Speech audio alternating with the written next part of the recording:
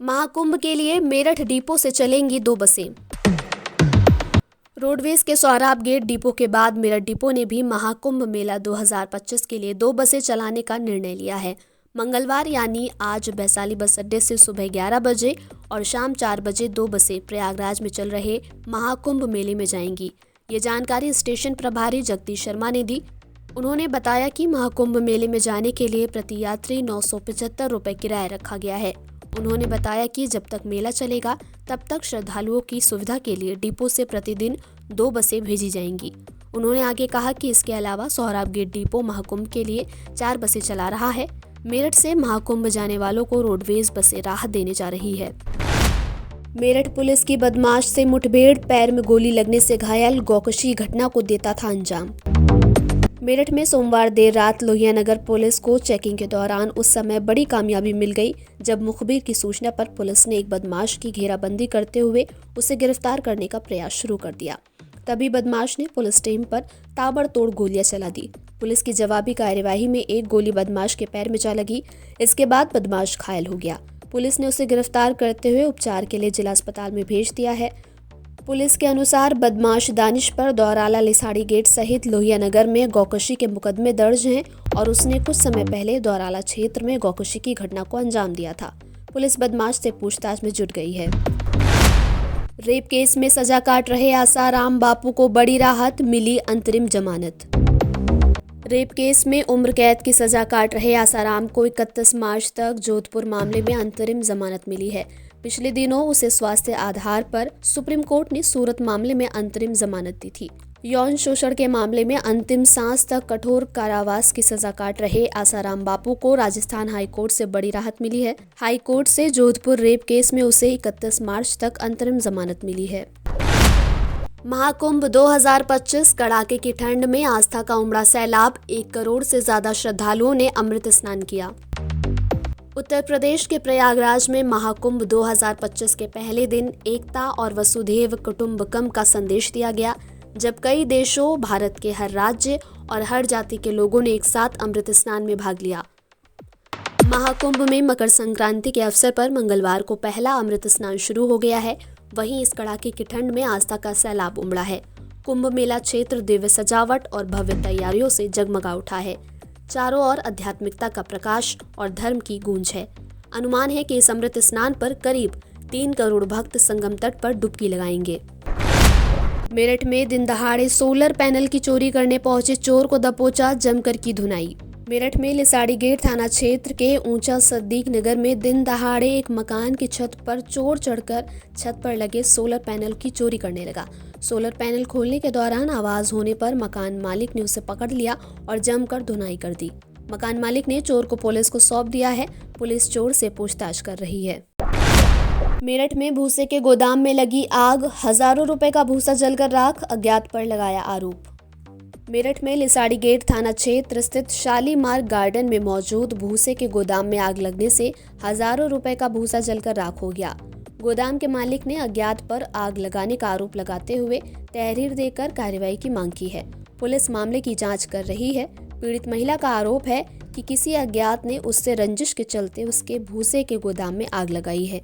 आग से गोदाम में मौजूद हजारों रुपए का भूसा जलने पर पीड़ित महिला ने अज्ञात के खिलाफ तहरीर देकर कार्रवाई की मांग की है। पुलिस मामले की जांच कर रही है। अमृत स्नान के लिए संगम पहुंची लॉरेन पॉवेल, महामंडलेश्वर कैलाश नंद के रथ पर सवार भगवा वस्त्र में आई नजर। एप्पल की मालकिन Lauren Powell Jobs Prayagraj Mahakumbh में कल्पवास के लिए पहुंच गई हैं। उनके गुरु निरंजनी अखाड़े के आचार्य महामंडलेश्वर स्वामी कैलाश नंद ने उनको कल्पवास के लिए महाकुंभ में कमला नया नाम दिया है। कमला पौष पूर्णिमा पर प्रथम डुबकी के साथ कल्पवास आरंभ किया। निरंजनी अखाड़े के आचार्य महामंडलेश्वर स्वामी कैलाश नंद सरस्वती के साथ रथ पर सवार होकर अमृत स्नान, शाही स्नान के लिए पहुंची। अमेरिका के अरबपति कारोबारी स्टीव जॉब्स की पत्नी लॉरेन पॉवेल को भगवा वस्त्र में देखकर दुनिया भर की मीडिया स्तब्ध रह गई। एप्पल की मालकिन लॉरेन पॉवेल जॉब्स महाकुंभ में कल्पवास के लिए पहुंच गई हैं। उनके गुरु निरंजनी अखाड़े के आचार्य महामंडलेश्वर स्वामी कैलाश नंद ने उनको कल्पवास के लिए महाकुंभ में कमला नया नाम दिया है। सीएम आतिशी ने दाखिल किया कालकाजी से नामांकन। राजधानी दिल्ली की सीएम आतिशी ने आज अपना नामांकन दाखिल कर दिया है। वे दिल्ली की कालकाजी विधानसभा सीट से चुनाव लड़ रही हैं। इसी सीट से पिछली बार भी उन्होंने जीत हासिल की थी। दिल्ली की मुख्यमंत्री और कालकाजी विधानसभा सीट से आम आदमी पार्टी की उम्मीदवार आतिशी ने कहा, और आज इस मकर संक्रांति के शुभ अवसर पर जो नए साल की शुरुआत होती है, इस मकर संक्रांति पे मैंने कालकाजी विधानसभा से अपना नॉमिनेशन फॉर्म फाइल किया है और मुझे पूरा उम्मीद है कि जिस तरह पिछले 5 साल से कालका जी के लोगों से, कालका जी के बुजुर्गों से, महिलाओं से, बच्चों से मुझे बहुत प्यार मिला है, उसी तरह से आने वाले चुनाव में भी मुझे कालका जी के लोगों का आशीर्वाद जरूर मिलेगा। प्रधानमंत्री नरेंद्र मोदी ने भारतीय मौसम विज्ञान विभाग के 150वें स्थापना दिवस समारोह को संबोधित करते हुए कहा, साथियों, मौसम विज्ञान किसी भी देश की डिजास्टर मैनेजमेंट क्षमता का सबसे जरूरी सामर्थ्य होता है। यहां बहुत बड़ी मात्रा में डिजास्टर मैनेजमेंट से जुड़े हुए लोग यहां बैठे हैं। प्राकृतिक आपदाओं के प्रभाव को मिनिमाइज करने के लिए हमें मौसम विज्ञान की एफिशिएंसी को मैक्सिमाइज करने की जरूरत होती है। भारत ने लगातार इसकी अहमियत को समझा है। आज हम उन आपदाओं की दिशा को मोड़ने में कामयाब हो रहे हैं जिन्हें पहले नियति कहकर छोड़ दिया जाता था। दिल्ली में चुनावी घमासान के बीच अरविंद केजरीवाल ने दिल्ली वालों से की खास अपील। अरविंद केजरीवाल ने कहा, इनके नेता खुलेआम कहते घूम रहे हैं कि दिल्ली वालों को तो हम खरीद लेंगे, दिल्ली वालों के वोट तो हम खरीद लेंगे। अब जब देख रहे हैं कि हार गए हैं तो अब खुलेआम कहते घूम रहे हैं कि दिल्ली वालों को तो हम खरीद लेंगे, दिल्ली वालों के वोट तो हम खरीद लेंगे। मैं दिल्ली की जनता से अपील करना चाहता हूं, जो ये बांट रहे हैं सब ले लो, लड़ झगड़ के ले लो, इनके दफ्तरों में जाके ले लो, इनसे लड़ो, लेकिन अपना वोट मत बिकने देना किसी भी हालत के अंदर। हमारा वोट बहुत कीमती है, हमारा वोट हीरे से भी ज्यादा कीमती है। वोट किसी हालत में मत बिकने देना। मेरी जनता से अपील है, मैं ये नहीं कह रहा आम आदमी पार्टी को वोट दो, मेरी जनता से अपील है, जो पैसे बांटे, जो कंबल बांटे, जो साड़ी बांटे, जो चादर बांटे, उसको तो कतई वोट मत देना। ये देश के गद्दार हैं, ये देश को खरीदने, इनको इतना अहंकार हो गया है, इनको लगता है ये देश को खरीद सकते हैं। इनको जो पैसे बांटे, जो आपके वोट को खरीदने की कोशिश करे, उससे सब कुछ ले लो, उनका पैसा बर्बाद कर दो। इस बार जितना पैसा बांट रहे हैं इनसे और पैसा खर्चवाओ, सारा पैसा इनका लुटवा दो, वोट मत देना इनको। दिखा दो, इन लोगों को साबित कर दो कि दिल्ली की जनता को खरीदा नहीं जा सकता। इन पैसे वालों को, इन बेईमानों को बता दो इस बार, इन गुंडों को बता दो इस बार कि दिल्ली के लोग बिकाऊ नहीं है और दिल्ली के लोगों का वोट बिकाऊ नहीं है।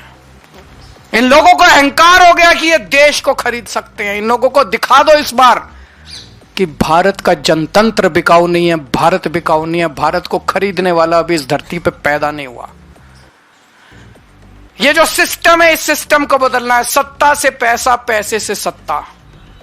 सत्ता में आओ, बेईमानी से पैसा कमाओ और फिर वोट खरीद लो और वोट खरीद के फिर चुनाव जीत जाओ। इस सिस्टम को उखाड़ के फेंकना है हम सब लोगों को मिलके। और दिल्ली की जनता इस बार पूरे देश को एक मिसाल पेश करेगी। दिल्ली शरीफों का शहर है, दिल्ली अच्छे लोगों का शहर है, दिल्ली सभ्य लोगों का शहर है। इन लोगों को लगता है दिल्ली के लोगों को खरीदेंगे। मैं दिल्ली के लोगों को कहना चाहता हूं, दिखा दो इस बार कि आप बिकाऊ नहीं हो। और मैं यह भी कहना चाहता हूं, अगर मेरा कोई कैंडिडेट, आम आदमी पार्टी का कोई कैंडिडेट पैसे बांटे, सामान बांटे, उसको वोट मत देना, उसको भी हरा देना। हम यहां पे चुनाव जीतने और चुनाव हराने के लिए नहीं आए हैं, हम देश बदलने के लिए आए, सड़ी गली व्यवस्था को बदलने के लिए आए। खबरों को विस्तार से पढ़ने के लिए www.shardaexpress.com वेबसाइट को विजिट कीजिए।